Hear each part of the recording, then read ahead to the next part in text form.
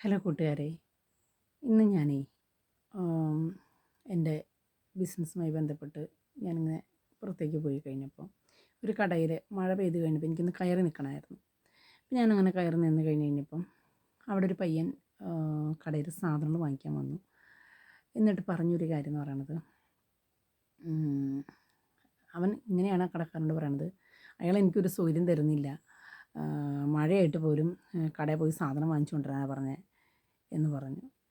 അങ്ങനെ കടക്കാരൻ അദ്ദേഹത്തിന് ആ കുട്ടിക്ക് സാധനം കൊടുത്തു. ആ കുട്ടി അതും കൊണ്ട് വീട്ടിൽ പോയി. അപ്പോൾ ഞാനിങ്ങനെ മഴ സൈഡിലിങ്ങനെ കൊള്ളുന്ന കാരണം ആ ചേട്ടൻ പറഞ്ഞു, മോളെ അങ്ങോട്ട് കയറി നിൽക്ക് കേട്ടോ എന്ന് പറഞ്ഞു. അപ്പോൾ ഞാൻ അങ്ങോട്ട് കയറി നിന്നു. എന്നിട്ട് ഞാൻ ചോദിച്ചു, ആ കുട്ടി ആരുടെ കാര്യമാണ് പറഞ്ഞതെന്ന് ചോദിച്ചു. അവൻ്റെ അച്ഛൻ്റെ കാര്യമാണ്. അയാളിപ്പോൾ ജോലിക്ക് പോയി വന്നു കഴിഞ്ഞിട്ട് പൈസ എടുത്ത് കൊടുത്തിട്ടുണ്ടാവും, അവനോട് സാധനങ്ങൾ വാങ്ങിക്കാനുണ്ട്. എന്നോട് മുന്നേറെ അയാൾ വിളിച്ച് പറഞ്ഞിട്ടുണ്ടായിരുന്നു, മോനെ പറഞ്ഞു വിടാം, സാധനം കൊടുത്ത് വിട്ടേക്കണം എന്ന് പറഞ്ഞിട്ടുണ്ടായിരുന്നു പറഞ്ഞു. അപ്പം അവൻ എന്തെങ്കിലും മൊബൈലിൽ കളിച്ചുകൊണ്ടിരിക്കുകയോ അല്ലെങ്കിൽ ടി വി കണ്ടുകൊണ്ടിരിക്കുക, എന്തെങ്കിലും എൻഗേജ്ഡ് ആയിട്ടുണ്ടായിരിക്കാം. അന്നേരപ്പോഴായിരിക്കാം ഇദ്ദേഹം ചെന്നിട്ട് സാധനം വാങ്ങിക്കാൻ പറഞ്ഞിട്ടുണ്ടാവുക. അപ്പോൾ അവന് ദേഷ്യം വന്നു. ആ ഒരു ദേഷ്യത്തിൻ്റെ പ്രകടനമാണ് അവൻ കടയിൽ വന്നിട്ട് കാണിച്ചത് കേട്ടോ. അപ്പോൾ എന്നെ കേട്ടുകൊണ്ടിരിക്കുന്ന ഏതെങ്കിലും കുട്ടികളുണ്ടെങ്കിൽ നിങ്ങളോട് എനിക്ക് പറയാനുള്ളത് എന്താണെന്നറിയോ? നമ്മൾ അമ്മമാരെക്കുറിച്ച് ഒരുപാട് വർണ്ണിച്ച് കേൾക്കാറുണ്ടല്ലേ, കേൾക്കാറില്ലേ നിങ്ങൾ? കേൾക്കാറുണ്ട്. പക്ഷേ അച്ഛന്മാരെക്കുറിച്ച് അധികം വർണ്ണന കുറവാണ്.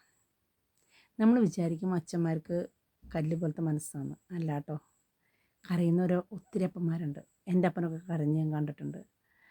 കാരണം എന്താ പറയുക, വീട്ടിലെ ആവശ്യങ്ങൾ നടക്കാണ്ട് വരുമ്പോൾ, അല്ലെങ്കിൽ എന്താ പറയുക, നാളെ ഇപ്പോൾ ഞങ്ങൾക്ക് ഫീസ് കൊടുക്കണം, പൈസ ഇല്ല, അങ്ങനത്തെയൊക്കെ ഒരു ബുദ്ധിമുട്ട് വരുന്ന സമയത്ത് ചിലപ്പോൾ രാത്രി കാലങ്ങളിൽ എൻ്റെ അപ്പച്ചൻ ഇങ്ങനെ പ്രാർത്ഥനാ രൂപത്തിൻ്റെ മുൻപിൽ പോയിരുന്നിട്ട് പൊട്ടി പൊട്ടിക്കരയണത്, ഉറക്കത്തിൽ നിന്നൊക്കെ ചിലപ്പോൾ നമ്മൾ എഴുന്നേറ്റ് വെള്ളം കുടിക്കാനോ മറ്റോ വരുമ്പോൾ ഈ അപ്പച്ചൻ അവിടെ മുട്ടിൽ മേൽ മുട്ട് കുത്തി നിന്നിട്ട് പ്രാർത്ഥിക്കുന്ന ഒരു രംഗം ഞാൻ കണ്ടിട്ടുണ്ട്.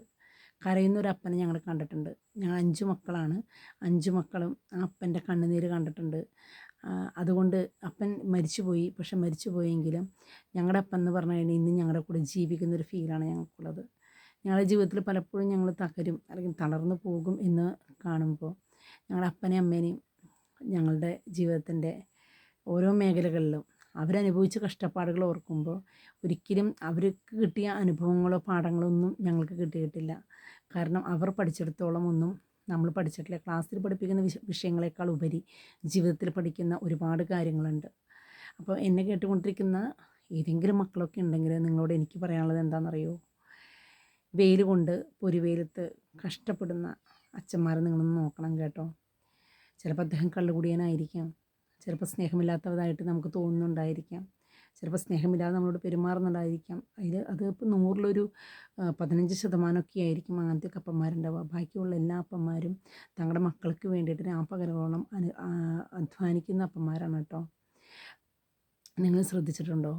ഈ എന്താ പറയുക, ഇപ്പോൾ എത്ര പേരുടെ മക്കൾ എത്ര പേരുടെ അച്ഛന്മാർക്ക് കൂലിപ്പണി ചെയ്ത് ജീവിക്കുന്നവരുണ്ട്, അതുപോലെ ഓട്ടോ ഓടിപ്പിക്കുന്നവരുണ്ട്, അതുപോലെ ബസ് ഓടിപ്പിക്കുന്നവരുണ്ട്, അല്ലെങ്കിൽ എന്താ പറയുക, ഡ്രൈവർമാർ തന്നെ പറയാമല്ലേ, അങ്ങനെയുണ്ട്.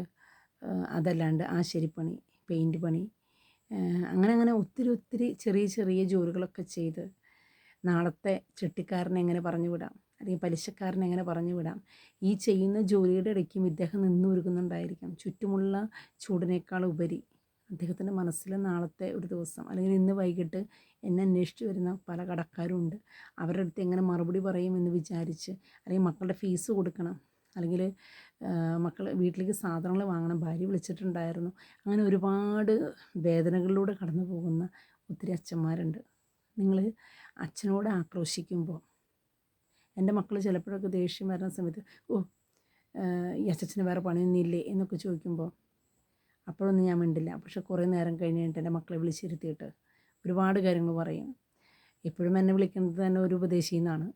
പക്ഷേ എനിക്കിത് പറയാതിരിക്കാൻ പറ്റത്തില്ല. കാരണം എന്താണെന്ന് വെച്ചിട്ടുണ്ടെങ്കിൽ എൻ്റെ മക്കൾക്ക് ആ ദേഷ്യം വന്ന സമയത്ത് അവർ സംസാരിച്ചോട്ടെ, പക്ഷേ ആ സംസാരം കഴിഞ്ഞതിന് ശേഷം അതിനെ തിരുത്തി കൊടുക്കേണ്ടത് എൻ്റെ കടമയാണ്.